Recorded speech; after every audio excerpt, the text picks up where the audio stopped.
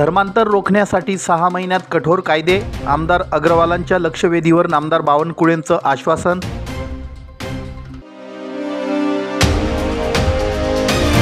राज्य सरकारी कर्मचारी शिक्षकांचा जिल्हाधिकारी कार्यालयावर मोर्चा, प्रशासनाला 20 मागण्यांचं निवेदन।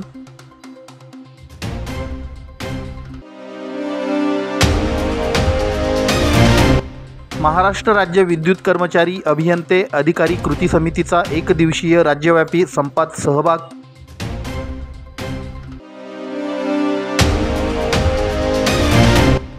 खासदार डॉक्टर शोभा बच्छाव यांनी धुळ्यात दिशा समितीच्या बैठकीत केंद्र पुरस्कृत विविध योजनांचा घेतला आढावा।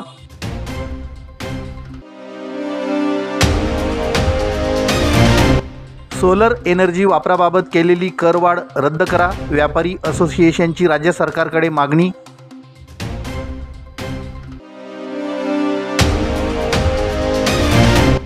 आणि वीर शहीद जवान मनोज माळी यांच्या द्वितीय पुण्यस्मरणानिमित्त वाघाडी येथे विविध प्रेरणादायी कार्यक्रम। धुळे नंदुरबार जिल्ह्यांसह राज्यातील विविध भागांमध्ये आदिवासी समाज बांधवांसह अन्य समाजातील नागरिकांच्या होत असलेल्या धर्मांतराबाबत कठोर कायदे करण्यात येतील। तसेच त्यातून अवैधपणे उभारल्या गेलेल्या चर्चसारख्या प्रार्थना स्थळांबाबत येत्या 6 महिन्यात विभागीय आयुक्तांमार्फत चौकशी करून अशा सर्व अनधिकृत प्रार्थना स्थळांचं बांधकाम हटविण्यात येईल, अशी माहिती राज्याचे महसूल मंत्री चंद्रशेखर बावनकुळे यांनी धुळे शहराचे आमदार अनुप अग्रवाल यांच्या लक्षवेधीद्वारे मांडलेल्या प्रश्नांवर दिली।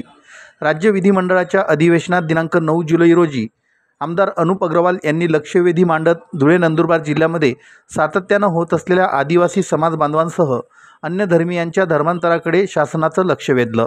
आमदार अग्रवाल म्हणाले की नंदुरबार जिल्हा हा अनुसूचित क्षेत्र म्हणून घोषित आहे। नंदुरबारसह आदिवासी बहुल भागातील पारंपरिक वननिवासी नागरिकांच्या हिताचे व अधिकारांचे संरक्षण करणे हा अनुसूचित क्षेत्र घोषित करण्यामागचा उद्देश आहे।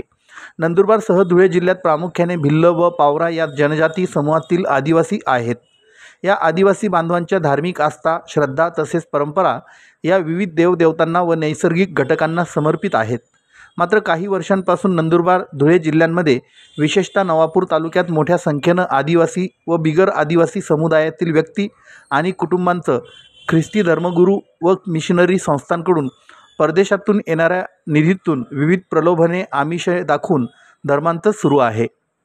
यातून आदिवासी समाजाची सांस्कृतिक व धार्मिक ओळख पुसली जात आहे।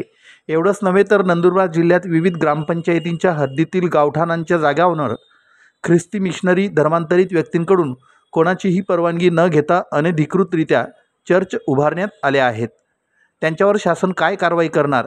जे आदिवासी अथवा अन्य धर्मीय धर्मांतरासाठी प्रलोभनांना बळी पडतात त्यांना परत मूळ धर्मात आणण्यासाठी सरकार काय कारवाई करणार आहे किंवा करीत आहे, असे प्रश्न आमदार अग्रवाल यांनी उपस्थित केले।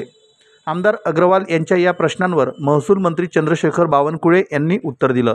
बावनकुळे म्हणाले की आमदार अग्रवाल यांनी उपस्थित केलेल्या प्रश्नांबाबत मुख्यमंत्री देवेंद्र फडणवीस यांच्याशी चर्चा करेन। यात धर्मांतर रोखण्यासाठी कायद्यात कोणत्या कडक तरतुदी करता येतील, यापुढे धर्मांतर करण्यासाठी कुणी धजावणार नाही, तसा विचारही कुणी करणार नाही, यासाठी प्रयत्न केले जातील। नंदुरबार पालघर जिल्ह्यांमध्ये चर्चच्या माध्यमातून होत असलेल्या धर्मांतराबाबत तसेच अचानक मोठ्या संख्येने वाढलेल्या चर्चबाबत विविध विभागीय आयुक्तांमार्फत येत्या 6 महिन्यांमध्ये चौकशी करण्यात येईल। यात ज्या चर्च अनधिकृत आहेत त्या सर्व हटविण्यात येतील, अवैध बांधकामे काढून टाकण्यात येतील, असं आमदार अग्रवाल यांच्यासह सभागृहाला आश्वासित करीत असल्याचं मंत्री बावनकुळे यांनी सांगितलं। जिल्ह्यातील आदिवासी प्रामुख्याने भिल्ल व पावरा या जातीचे समूहातील आहेत। सदर जमाती नैसर्गिकरित्या निसर्गावर तसेच शेतीवर अवलंबून आहे। त्यानुसार त्यांची संस्कृती व जीवनशैली निसर्गाशी निगडीत आहेत। सदर जनजाती समूहाच्या धार्मिक आस्था, श्रद्धा तसेच परंपरा या विविध देवांना तसेच निसर्ग घटकांना समर्पित आहेत। अध्यक्ष महोदय, या जिल्ह्यामध्ये मोठ्या प्रमाणावर धर्मांतरांचे आणि अनधिकृतपणे चर्च बांधकामाचे विषय या लक्षवेधीमध्ये आहेत। अध्यक्ष महोदय, RTIच्या माध्यमातून उमेश गावित नामक व्यक्तीने जवळपास 199 ग्रामपंचायतींमधनं अनधिकृतपणे चर्च त्या ठिकाणी बांधलेले आहेत असे तऱ्हेचे लेखी पत्र त्यांच्याकडे प्राप्त झालेले आहेत। त्याचप्रमाणे बोपखेड म्हणून एक गाव आहे अध्यक्ष महोदय, त्याच्या अंडरमध्ये 5 पाडे येतात, तिथली लोकसंख्या 2000 ते 2300 आहे, परंतु त्या एवढ्याशा गावामध्ये 7 चर्च आहेत अध्यक्ष महोदय, 7 चर्च। जवळपास 199 चर्च हे फक्त नवापूर तालुक्यातले अध्यक्ष महोदय अनधिकृतपणे बांधले गेलेले आहेत। त्याचप्रमाणे अध्यक्ष महोदय यांच्याकडनं रोज या भागातील लोकांना आरोग्याचं आमिष दाखवलं जातं।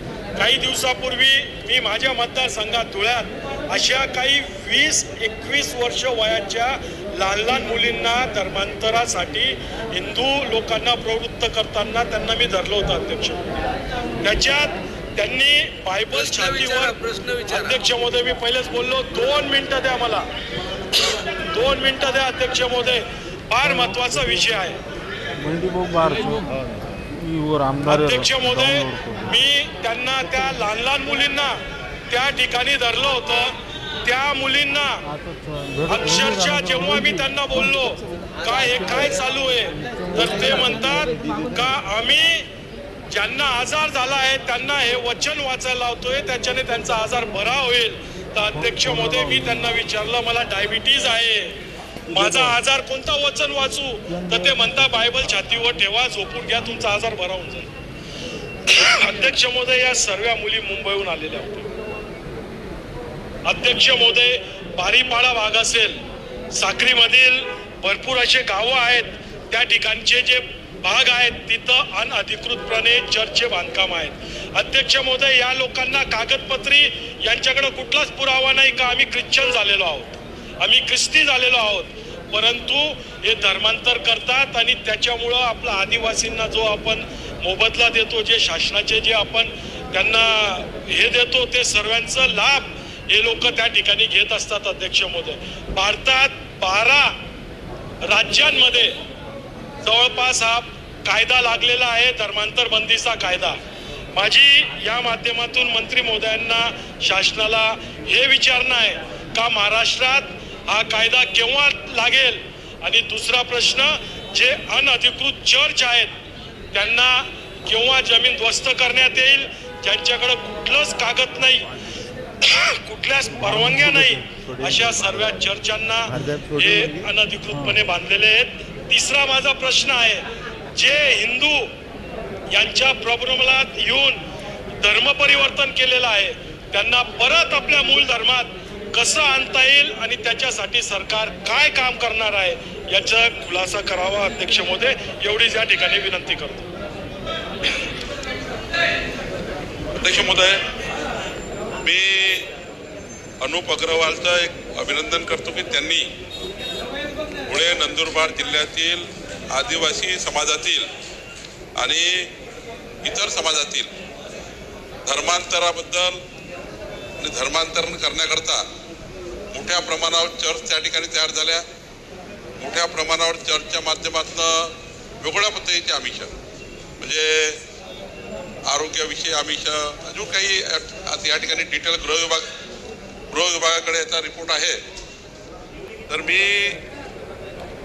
हे त्यांनी 3 प्रश्न मांडले, 2 तर माननीय मुख्यमंत्री चर्चा करून यामध्ये अजून कडक कायदा कसा करायचा जेणेकरून धर्मांतरण होणार नाही याबद्दल गृह विभागाकडनं एक यानंतर याची हिंमत होऊ नये कुणाची धर्मांतरण करण्याची किंवा धर्मांतरण करण्याचा विचारही कोणी त्या ठिकाणी म्हणजे ह्या ज्या संस्था आहेत करणाऱ्या या ठिकाणी मोठ्या प्रमाणावर पालघरमध्ये नंदुरबारमध्ये या ठिकाणी मोठ्या प्रमाणावर हे चर्चच्या माध्यमातून धर्मांतरण होत आहे हे शासनाच्या निदर्शनास आलं आहे। त्याचा रिपोर्टही फार मोठा आहे, तो आता या सभागृहामध्ये त्या ठिकाणी नंतर कधीतरी येईल। पण मी एवढंच सांगेन की माननीय अनुप अग्रवालजी, मी विभागीय आयुक्तामार्फत पुढच्या 6 महिन्यामध्ये आता माझ्याकडे काही रिपोर्ट आहे, त्या रिपोर्टवर कारवाई तातडीने करणार आहे।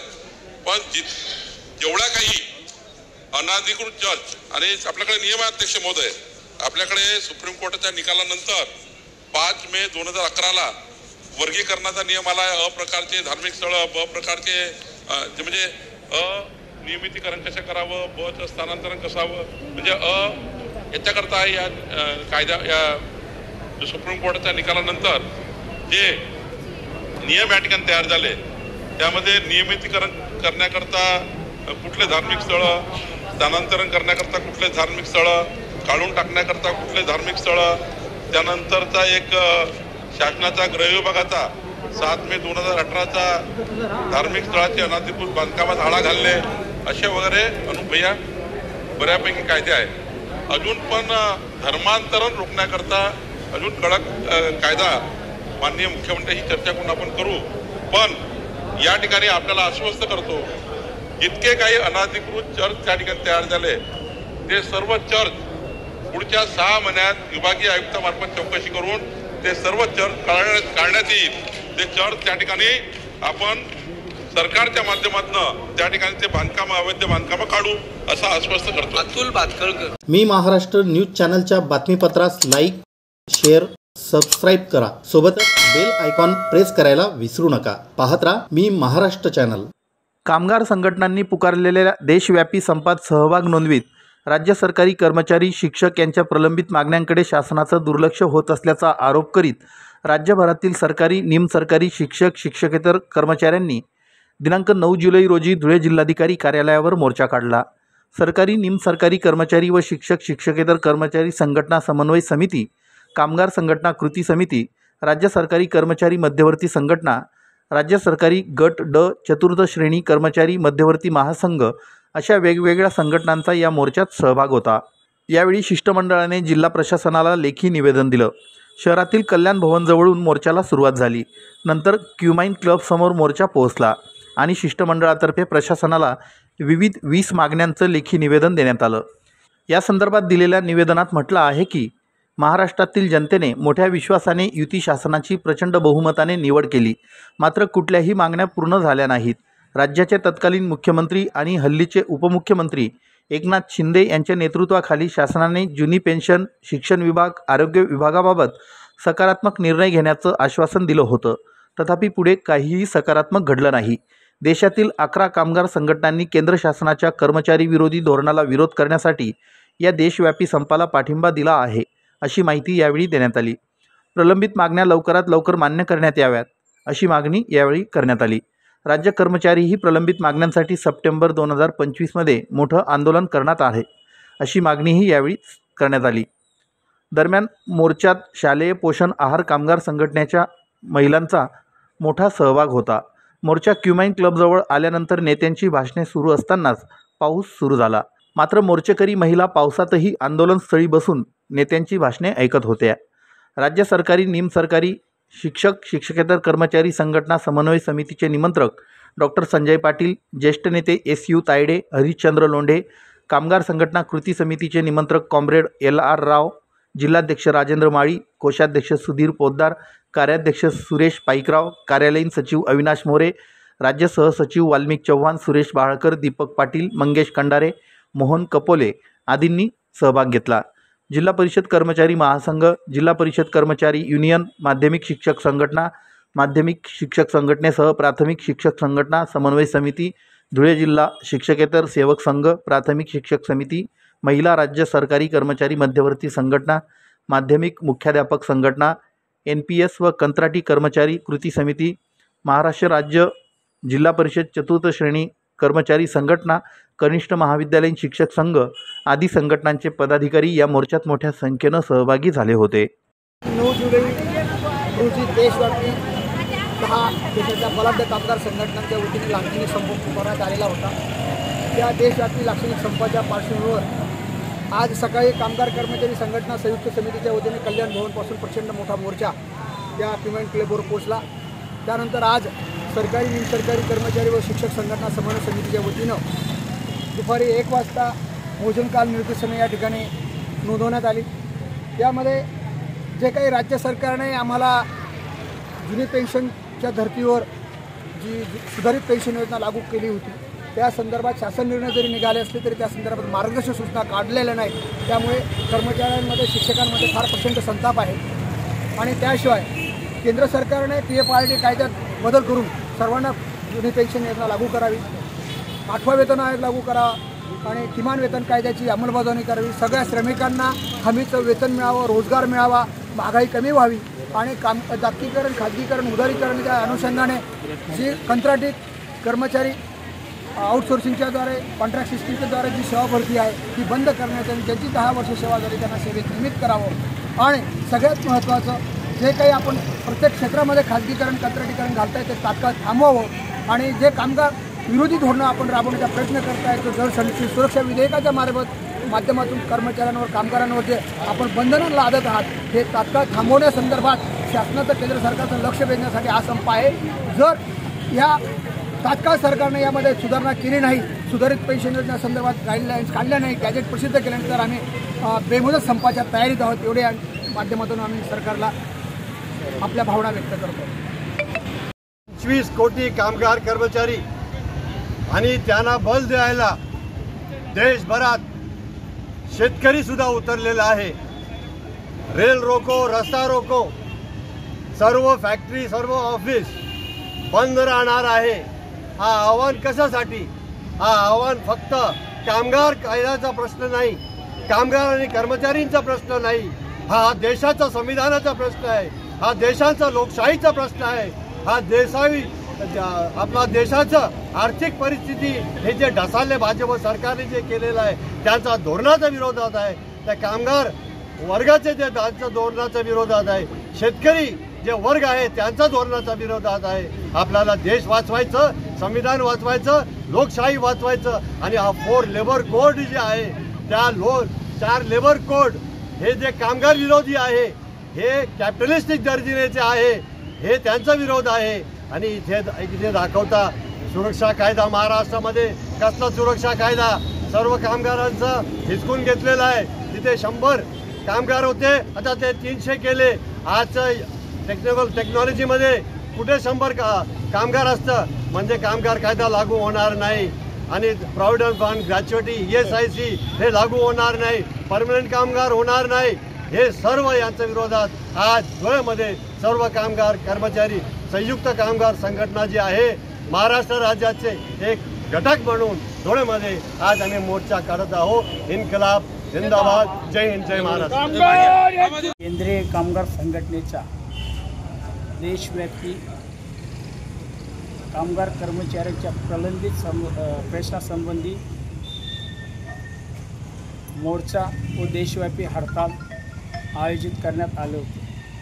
त्या अनुषंगाने धुळे जिल्हा आयटकच्या वतीने तसेच कामगार कृती समन्वय समितीच्या वतीने धुळे शहरात मोर्चा काढून माननीय जिल्हाधिकारी साहेब यांना विविध मागण्यांचे निवेदन आज सादर करण्यात आले. तसेच आयटक संलग्न महाराष्ट्र राज्य आरोग्य खाते आशा व गटप्रवर्तक संघटना, ग्रामपंचायत कर्मचारी संघटना, ग्राम रोजगार सेवक संघटना व इतर संघटना या मोर्चात सहभागी होत्या. आशांना किमान 26,000 रुपये किमान वेतन मिळालं पाहिजे. आशांना दिवाळी बोनस मिळाली पाहिजे. आशा कर्मचाऱ्यांना ऑनलाईन कामासाठी मोबाईल टॅब मिळाला पाहिजे. तसेच त्यांनी केलेल्या कामाच्या आयुष्यमान कार्ड असेल, आभा कार्ड यांचा सर्वे करून 1 ते 1.5 महिना वर्ष झाले तरी त्यांना या कामाचा मोबदला मिळाला नाही. तो मोबदला मिळाला पाहिजे. गट प्रवर्तकांना कंत्राटी कर्मचाऱ्यांप्रमाणे वेतन भत्ते मिळालं पाहिजे. त्यांना किमान वेतन 36,000 रुपये मिळालं पाहिजे. आणि आता आपल्या जिल्ह्यात जे गुगल लोकेशनची जी सक्ती करण्यात आली आहे ती सक्ती गट प्रवर्तकांकडून उठवली पाहिजे. अशा विविध मागण्यांचं आमचं निवेदन असून आज रोजी आम्ही मान्य जिल्हाधिकारी साहेब तसेच RDC साहेब यांना सादर केलं आहे. ओके. ज्या सरकार भाजप सरकाराच्या धोरणामुळे ते कसं वाचवायचं म्हणून ते रस्त्यावर आलेलं आहे. शेतकरी सुद्धा या देशभराचा जे स्ट्राईक प्रोग्राम जे सर्व ट्रेड युनियन्सने कॉल दिलेला आहे त्यांचा टोटल पाठिंबा आहे. त्यांनी सुद्धा ठरवलेलं आहे आज या देशात आपण जेव्हा रस्त्यावर आहोत तसंच शेतकरी सुद्धा रस्त्यावर आहे, रेल रोको करताय, रस्ता रोको करताय, विद्यार्थी आहे, महिला आहे. म्हणजे थोडक्यात आज जे 9 जुलैचं जे संप जे आहे हे कामगारांचा जे संप, हे 4 जे कामगार कायदा जे आहे, जे कामगाराचा विरोधाचा जे कायदा आहे, हे भांडवलशाहीचं आणि भांडवलदाराचा दार्जिनेचं आहे, त्यांच्या विरोधात आहे. आपला हा देश ते कोणाला देत आहे, ते कोणाला दिलेले आहे? अंबानी आणि अडाणी सारखे या उद्योगपतीला देऊन टाकलेलं आहे, बहुराष्ट्रीय कंपनीला देऊन टाकलेलं आहे. अरे स्टेट गव्हर्नमेंटचं सर्व्हंट असेल, या लोकल सेल थोडी महानगरपालिकाचा असेल, जिल्हा परिषद असेल, केंद्र सरकाराचं असेल, तिथे भरती होत नाही. भरती न होणं म्हणजे नोकरी मिळणार नाही, एक नोकरी मिळणार नाही. आपला युवक जाणार कुठे? दुसरं 4 संहिता जे आहे लेबर कोड, तुम्ही आणि आम्ही कोर्टात जाऊ शकत नाही. जिथे 100 कामगार होते ते म्हणतात किमान 300 कामगार. आता मला सांगा, हा नवीन टेक्नॉलॉजीमध्ये कुठे किती टक्का असा आहे जिथे 100वर कामगार आहे? 10, 15, 20 म्हणजे 80% जे कारखान्यामध्ये काम करणारे त्यांना कामगार कायदा लागू होणार नाही. आमचं म्हणणं आशांचं असेल, गटप्रवर्तकांचा असेल, अंगणवाडीचा असेल आणि शालेय पोषण आहारांचा असेल, हे जे काम करता हे काम कायमचं काम आहे, हे काम जनतेचं काम आहे, हे काम देशाचं संरक्षणाचं काम आहे. यांना कायम करा, यांना सर्व कामगार कायदा लागू करा, हा आमचं म्हणणं आहे. म्हणजे थोडक्यात हे जे लढा जे आहे, हा संप ऑल इंडिया संप जे आहे, हा कामगार कर्मचारीचा संप जे आहे, यामध्ये सेंट्रल गव्हर्नमेंट एम्प्लॉईज आहे, यामध्ये राज्य सरकार आहे, यामध्ये सर्व इतर संघटना जी आहे, एक संघटना सोडून त्याचं नाव मी घेणार नाही, बँकिंग संघटना आहे, BSNL आहे, MSCB आहे, कोल इंडिया आहे, म्हणजे इतक्या संघटना सर्व या संपामध्ये डायरेक्टली इनडायरेक्टली पाठिंबा देत आहे. म्हणजे आपल्याला आपला देशामध्ये लोकशाही, देशाचं संविधान, देशामध्ये नोकरी, देशामध्ये कायम नोकरी, देशामध्ये सर्वांना ग्रॅच्युटी, देशांमध्ये सर्वांना प्रॉव्हिडंट फंड, देशांमध्ये किमान 10,000 पेन्शन आणि किमान वेतन, किमान 26,000 ताबडतोब त्यांना देणे गरजेचं आहे. आज तुम्ही आणि आम्ही काढलं, राज्य सरकारने पैसे सोडलं, हो पैसे सोडलं. ते कोणासाठी? ते महिला आपलं ते पैसे ते बोलता आम्ही देताय, ते त्यांचा पैसे नाही. हे जे पैसे देतात 1500 रुपये ते त्यांचं नाही आहे, ते आपलं आहे. आपण कर भरतोय, ते आपल्यावर मेहरबानी करत नाही. आम्ही काय बोलतोय? आम्हाला नोकरी द्या, आम्ही काम करायला तयार आहे आणि सर्व कायदा आम्हाला लागू करा, हे आम्हाला एक मेसेज पाठवायचा आहे. वाटली पाहिजे की ज्या देशामध्ये अन्नासाठी, किमान वेतनसाठी, म्हणजे जेव्हा आमचं पोट भरेल तेव्हाच ते किमान वेतन परवडतं, अन्यथा कामगारांना मोर्चे किंवा संप करण्याची गरज नसते. इथं आम्हाला आमचे आवश्यक गरजा, अन्न, वस्त्र, निवारा, अन्न यासाठी आम्हाला संप करावा लागत असेल तर त्या देशाच्या शासनकर्त्याला लाज वाटली पाहिजे की जगातला हिरोन आणि घानाचा एक स्टार म्हणून असा पट्टा मिरवणारे आमचे मोदी साहेब यांचा दिवसाचा एक खर्च कमीत कमी 1 लाख रुपये असतो, तर त्यांनी या कामगारांना मिळणारा जो किमान वेतन तर नाही, ते त्यांना मानधनाच्या नावाने लोक मोबदला दिला जातो. 4-5 हजार रुपयामध्ये मंत्रिमंडळातील कोणत्याही सदस्यांनी 5,000 रुपयामध्ये एक दिवस फक्त काढून दाखवावा. बंधूंनो, बाबासाहेबांनी संविधान लिहिता वेळीच केंद्रबिंदू मानले होते. या देशातली जनता म्हणजे नागरिक, हे कामगार, शेतकरी, शेतमजूर यांना केंद्रस्थानी ठेवून यांचे किमान वेतन, महिलांना प्रसूती रजा, यांना कामाचे 8 तास हे केंद्रबिंदू ठेवून संविधान लिहिलं आणि तेव्हापासून किमान वेतन थोड्याफार प्रमाणात काही सरकारांनी लागू केलं. 2014 पासून या सरकारने किमान वेतन या धोरणावर तर पायमल्ली केलीच केली, कायदे तर पुरवलेतच, परंतु उद्योगपतींच्या हितासाठी जे कायदे बनवलेत त्या कायद्यामुळे आम्हाला असंघटित संघटित लोकांना संप करता येत नाही.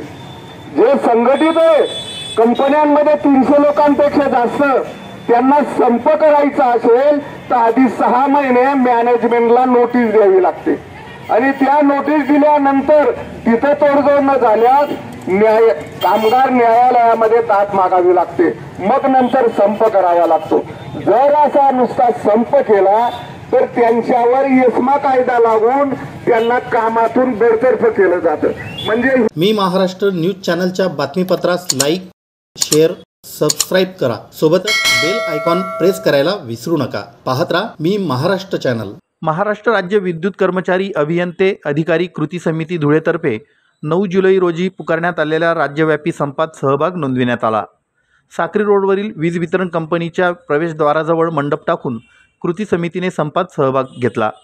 केंद्र व राज्य सरकारांचे वीज उद्योगांचे धोरण, समांतर वीज परवाना, प्रीपेड स्मार्ट मीटर, 329 सबस्टेशनचं खाजगीकरण, कंत्राटीकरण माध्यमाने महावितरण व महापारेषण कंपन्यांचं अस्तित्व धोक्यात आणणे, महावितरण व महापारेषण कंपनीचा पुनर्रचना प्रस्ताव या विरोधात हा संप करण्यात आला. 2019 नंतर मंजूर झालेल्या उपकेंद्रात स्टाफ मंजूर करा. सर्व कर्मचारी अभियंत्यांच्या पेन्शन योजना 43,000 कंत्राटी बाह्यस्रोत कर्मचाऱ्यांना योग्य वेतन श्रेणीत सामावून घ्या. 40,000 रिक्त पदांवर भरती व वर्ग 1 ते 4 मधील मागासवर्गीय अनुशेष भरून काढा. यासह अन्य मागण्या या संपातून करण्यात आल्या. यावेळी जोरदार घोषणा देण्यात आल्या. संपामध्ये KG पाटील, सीताराम बोरसे, अनिल वाघ, अनिल बागुल, नाना पाटील, RP महाले, संदेश मानकर, आशिष कासार यांच्यासह विद्युत कर्मचारी अभियंते सहभागी झाले होते. विद्युत कर्मचारी अभियंते अधिकारी कृती समितीच्या माध्यमातून खाजगीकरणाच्या विरोधात हा 1 दिवसाचा लाक्षणिक संप पुकारलेला आहे. केंद्र सरकार आणि राज्य सरकारने जे मोठमोठ्या उद्योगांचं सरकारी कंपन्यांचं खाजगीकरण करून खाजगी मालकाच्या घशात घालण्याचं जे धोरण अवलंबलेलं आहे, त्या धोरणाच्या विरोधात सर्व कर्मचारी आज पूर्ण देशभरामध्ये 27 लाख कर्मचारी हे संपावर गेलेले आहेत. आणि खाजगी मालकांच्या घशात घालणारे जे उद्योग आहेत ते सरकारी कंपनीच्या बाजूनेच राहायला पाहिजे. या उद्देशाने हा संप यशस्वी करण्यासाठी सर्व कर्मचारी हे संपावर उतरलेले आहेत. धन्यवाद. मी महाराष्ट्र न्यूज चॅनलच्या बातमीपत्रास लाईक, शेअर, सबस्क्राईब करा. सोबतच बेल आयकॉन प्रेस करायला विसरू नका. पाहत राहा मी महाराष्ट्र चॅनल. धुळे जिल्ह्यात केंद्र शासन पुरस्कृत विविध योजनांतर्गत सुरू असलेल्या विविध विकास कामांना गती देऊन केंद्र पुरस्कृत योजनांची प्रभावी अंमलबजावणी करावी अशा सूचना दिशा समिती अध्यक्षा तथा धुळे लोकसभेच्या खासदार डॉक्टर शोभा बच्छाव यांनी दिल्या. जिल्हा विकास व सहनियंत्रण समिती अर्थात दिशा समितीची बैठक जिल्हा परिषदेच्या स्वर्गीय यशवंतराव चव्हाण सभागृहात 8 जुलै रोजी संपन्न झाली. यावेळी डॉक्टर बच्छाव बोलत होत्या. बैठकीच्या अध्यक्षस्थानी खासदार डॉक्टर शोभा बच्छाव, सह अध्यक्ष नंदुरबार लोकसभेचे खासदार ॲडव्होकेट गोवाल पाडवी, जिल्हा परिषदेचे मुख्य कार्यकारी अधिकारी विशाल नरवाडे, उपवनसंरक्षक नितीन कुमार सिंग, अतिरिक्त मुख्य कार्यकारी अधिकारी चंद्रकांत पवार, मनपा अतिरिक्त आयुक्त करुणा डाहाळे, आदिवासी विकास विभागाचे प्रकल्प अधिकारी प्रमोद पाटील, दिशा समिती सदस्य सुनील शिंदे, भाईदास नगराळे, हेमांगी सनेर, प्रवीण चौरे आदी उपस्थित होते. खासदार डॉक्टर शोभा बच्छाव म्हणाल्या की जिल्ह्यात केंद्र सरकार पुरस्कृत योजनांची प्रभावीपणे अंमलबजावणी करावी. राष्ट्रीय महामार्ग विभागाने धुळे येथील नगावबारी सर्व्हिस रोडचे ड्रेनेज तसेच चक्करबर्डी ते चितोड नाका परिसरात ड्रेनेजची कामे महापालिकेशी समन्वय साधून पूर्ण करावी. राष्ट्रीय महामार्गावर दिशादर्शक फलक लावावेत. रोजगार हमी योजनेअंतर्गत मोठ्या प्रमाणात कामे करावीत. प्रधानमंत्री आवास योजनेतील घरकुलांची अपूर्ण कामे त्वरित पूर्ण करावी. प्रधानमंत्री ग्रामसडक योजना, जलजीवन मिशन योजनेच्या कामांची पाहणी करण्यासाठी विभागाने नियोजन करावं. सर्व विभागांनी नवीन कामांचं भूमिपूजन लोकार्पण करताना लोकप्रतिनिधींना आमंत्रित करावं. पाझर तलावाची दुरुस्ती तातडीनं करावी. वन विभागात नवीन कामे सुरू करताना वन विभागाची परवानगी घ्यावी. महापालिकेने ओपन स्पेसचं सर्वेक्षण करावं. मोकाट जनावरे, भटक्या कुत्र्यांचा बंदोबस्त करावा. शासकीय जागेवरील अतिक्रमणे काढण्यात यावीत. कृषी विभागाच्या विविध योजनांची माहिती देण्यासाठी जनजागृती करावी अशा सूचना यावेळी देण्यात आल्या. केंद्र सरकार पुरस्कृत विविध योजनांसह दूरसंचार, महामार्ग, रेल्वे, खनिकर्म यासारख्या विविध विषयांवर सविस्तर चर्चा झाली। यावेळी विविध विभागांचे प्रमुख उपस्थित होते। मी महाराष्ट्र न्यूज चॅनलच्या बातमीपत्रास लाईक, शेअर, सबस्क्राईब करा। सोबतच बेल आयकॉन प्रेस करायला विसरू नका। पाहत राहा मी महाराष्ट्र चॅनल। सोलर एनर्जी वापराबाबत राज्य सरकारने भरमसाठ करवाढ केली आहे। त्यामुळे बेरोजगारी वाढण्यासह लहान मोठ्या सर्वच उद्योगांनाही याचा मोठा फटका बसणार आहे।